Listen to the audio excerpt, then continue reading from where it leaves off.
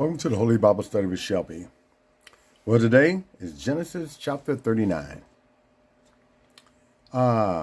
Switching gears here a little bit. Genesis chapter 39. Before we get started, hit that like and subscribe button and notification bell. Make sure we got the family at the table. King James Version Bible, pen, paper, and patience. And I'll be using the audio, but I'll be stopping it to explain certain verses. So with that said, let's get started. Genesis chapter 39. All right. Genesis 39. And Joseph was brought down to Egypt, and Potiphar, an officer of Pharaoh, captain of the guard, an Egyptian, bought him of the hands of the Ishmaelites, which had brought him down thither. And the Lord was with Joseph, and he was a prosperous man, and he was in the house of his master the Egyptian. Now notice in verse 2, even though Joseph's brothers done him bad by where they was inspiring to kill him, they changed their mind, so they sold him to the Ishmaelites, and then the Ishmaelites sold him to the Egyptians, and now the Egyptians have the officer of the captain to, look over Joseph. But in verse 2, the Lord is already there with Joseph. Okay, and we're going to find out something really interesting in the next few verses here.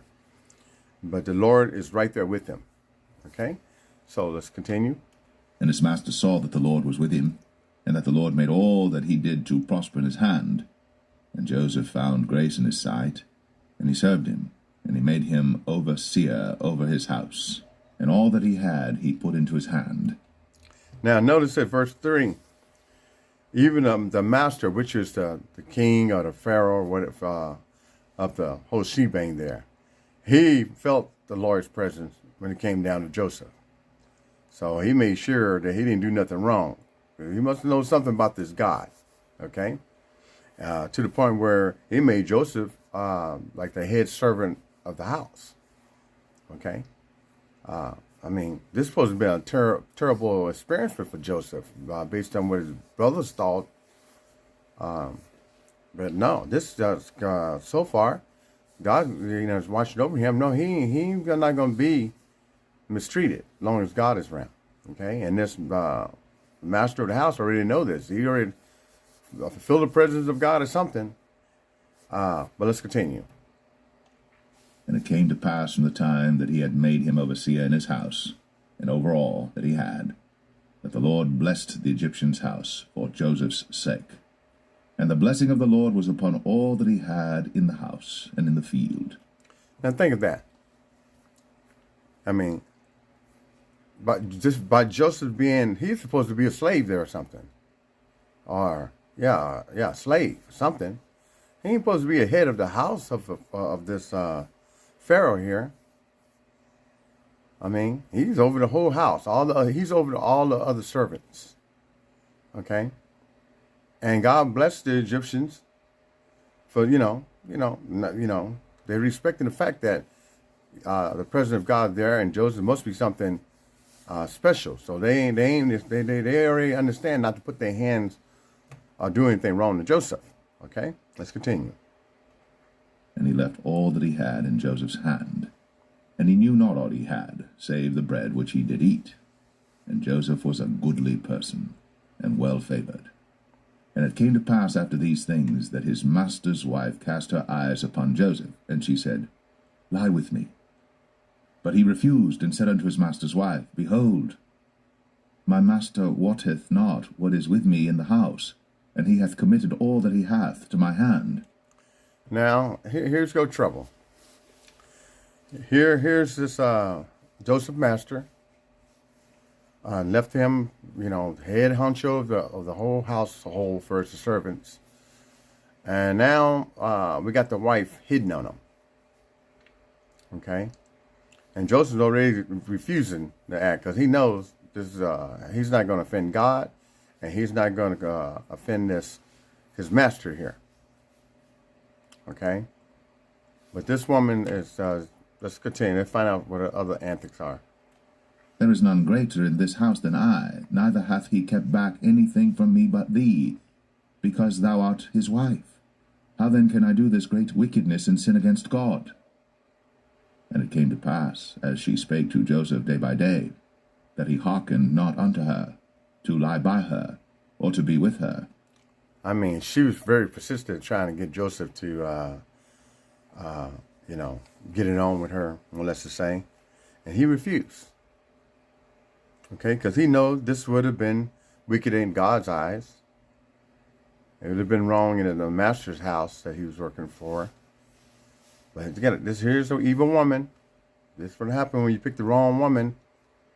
I know, or a wrong man. I keep it balanced here. But right now we're talking about this woman being evil. Okay. Let's continue. And it came to pass about this time that Joseph went into the house to do his business, and there was none of the men of the house there within. Now everybody was gone. The master's gone. Everybody that Joseph was over with was probably off or gone. It's just this wife and Joseph now. And let's see what happened.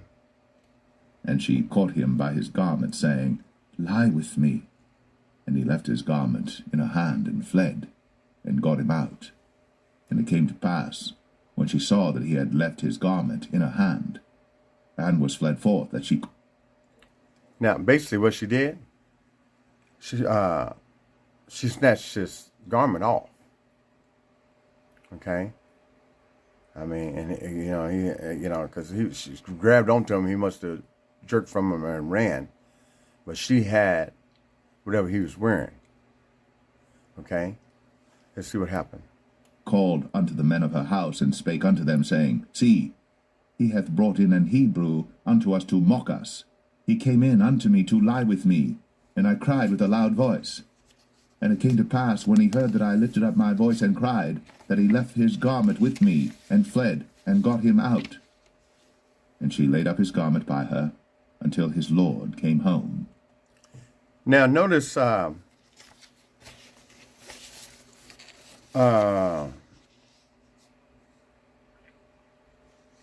she's blaming the husband for bringing a Hebrew. Joseph was a Hebrew. Verse 14. And she's going to blame the husband. You brought this Hebrew man into the house, and basically he tried to come on to me. So, see, well, let's continue. And she spake unto him according to these words, saying, The Hebrew servant which thou hast brought unto us came in unto me to mock me. And it came to pass, as I lifted up my voice and cried, that he left his garment with me, and fled out. And it came to pass, when his master heard the words of his wife, which she spake unto him, saying, After this manner did thy servant to me, that his wrath was kindled. So her husband was hot. Okay? Because he's listening to the wife. Hey, this servant tried to attack me. And here he had all his trust in Joseph. And now he's mad. Let's see what happened. And Joseph's master took him, and put him into the prison, a place where the king's prisoners were bound. And he was there in the prison. But the Lord was with Joseph, and showed him mercy, and gave him favor in the sight of the keeper of the prison. Now, once again, here we go again. The Lord again is right there in prison with him. I mean, he's in the prison where the enemies of this master or his king or Pharaoh, wherever he was, his enemies was in this prison. Now Joseph's been there. Now you would think, oh man, he finna go through some rough time. No, the Lord was right there with him. And let's see what else was the Lord going to do. And the keeper of the prison committed to Joseph's hand all the prisoners that were in the prison. And whatsoever they did there, he was the doer of it. The keeper of the prison looked not to anything that was under his hand, because the Lord was with him. See, even the keeper, which was the one who oversees the prisoners, with Joseph, he didn't mess with Joseph either, because he knew the Lord's presence was there. Okay? I mean, imagine that. You let's see. Let's see. Just gonna finish this. Let's see. And that which he did, the Lord made it to prosper. So, like I said, 23. The keeper of the prison looked not to anything that was under his hand, because the Lord was with him. I mean, he didn't have no malice or no kind of treachery or anything intent to hurt Joseph or do anything to him wrong. Okay, because the Lord was with him, and that which he did, the Lord made it prosper. So anything that just any situation Joseph was he was in the house of Pharaoh or in the prison, he got made put in charge of it. Even in the prison, he was put in charge of the prison too. Because the Lord worked him. The Lord made that happen. Why? Because he was protecting him. Make sure he wasn't mistreated, hurt, or killed. Okay?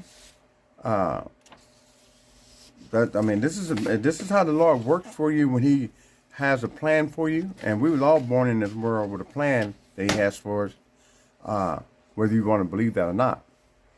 Because the circumstances of things that we go through in life don't mean that's what God planned for us. No. God gives us our own free will and we make our own choices. But he definitely have a plan. Okay?